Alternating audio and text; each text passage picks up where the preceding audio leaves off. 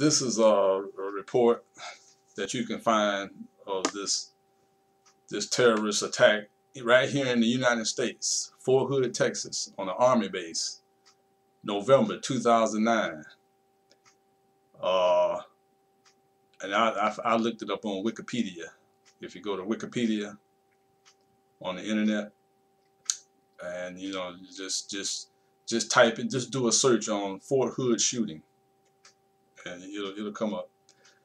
The Fort Hood shooting was a mass shooting that took place in November 5th, 2009 at Fort Hood, the most populous U.S. military installation in the world, located just outside Killeen, Texas. In the course of the shooting, a single gunman killed 13 people and wounded 29 others.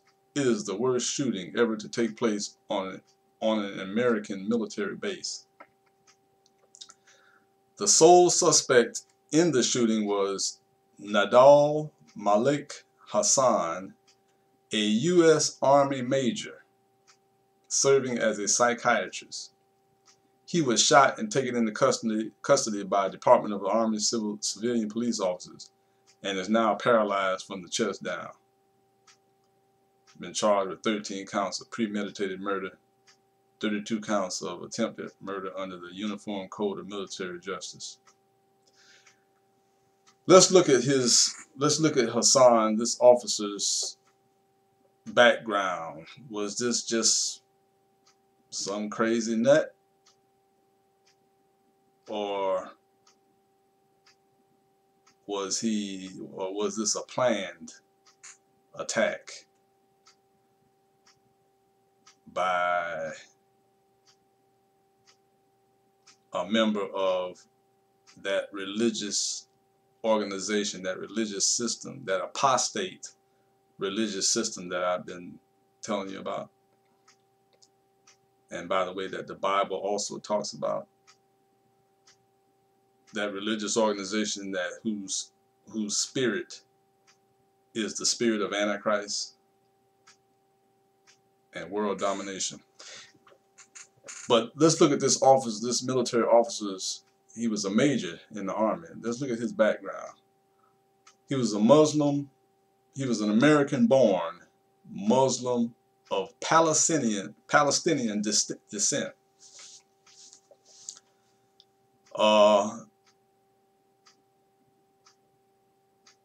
Investigations before and after the shooting discovered he had email communications between Hassan, between this officer, and between Yemen-based cleric Anwar al-Awlaki, a Muslim cleric, who quickly declared Hassan a hero after the shooting. This cleric called Hassan a hero. And then he stated that fighting against the U.S. Army is an Islamic duty. This is what the cleric said after the shooting.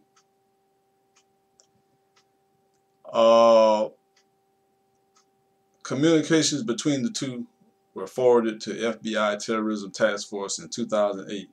They determined that Hassan was not a threat prior to the shooting. They made a mistake. And you know, this is typical of our government. Even today, there are people in the government who are trying to say that this religious organization is a religious organization of peace. They just want peace. It's just a few of them who are extreme, that go to the extreme and do terrorist activities. But predominantly, this is a religion of peace.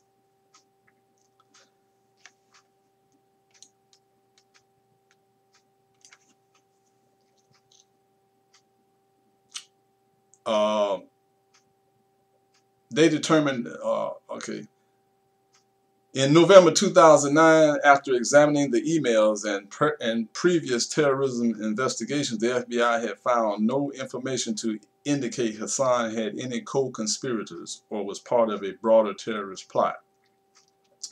The U.S. has since classified Anwar al-Awlaki as a specially designated global terrorist, and the UN considers al-Awlaki to be associated with Al-Qaeda.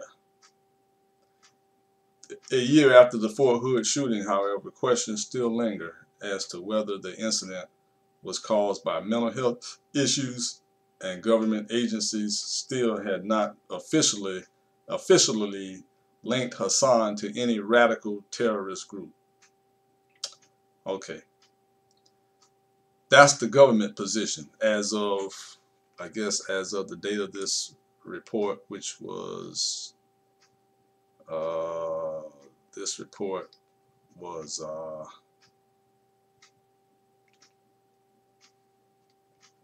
dated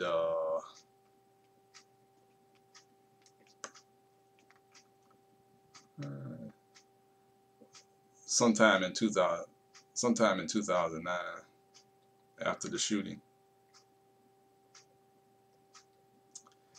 On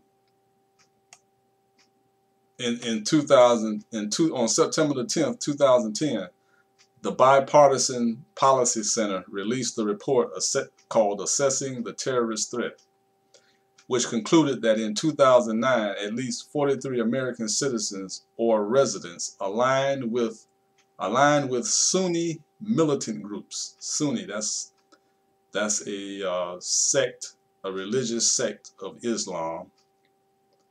Sunni militant groups or their ideology were charged or convicted of terrorism crimes in the U.S. or elsewhere, the highest number in any year since 9/11. Now this was September. This talking about the year 2009. They say at least 43 American citizens or residents aligned with Sunni militant Islamic groups or their ideology, they were charged or convicted of terrorism crimes in the U.S. or elsewhere in 2009. 43. And they were American citizens. And they included Fort Hood and the 2009 Little Rock recruiting office shooting as the two successful terrorist attacks, even though neither case has been prosecuted as such. Okay, here's a little something else about Somalia on the African continent, real close to the Middle Eastern countries and the Middle Eastern country of Yemen. Here's a report from the UN, the United Nations website. If you go to www.un.org, www.un.org, that's the United Nations website, and they gave this report, dated July 2009. It is clear, this is a report from Somalia, suggests possible war crimes. It is clear that grave violations of international human rights and humanitarian law, possibly amounting to war crimes, are being committed in strife-torn Somalia, a top United Nations official said. Despite the signing of a peace accord last year and the formation of a new government this past February, ongoing violence has caused enormous suffering and massive displacement in the Horn of Africa nation of Somalia. More than 200,000 people have been forced to flee the capital, Mogadishu, since the latest round of fighting began in early May between the government and the Al-Shabaab and Hizbul Islam groups. So these two Islamic groups and the government in Somalia are fighting against each other. In this new wave of attacks, it is clear that civilians, especially women and children, are bearing the brunt of the violence. UN High Commissioner for Human Rights, Navi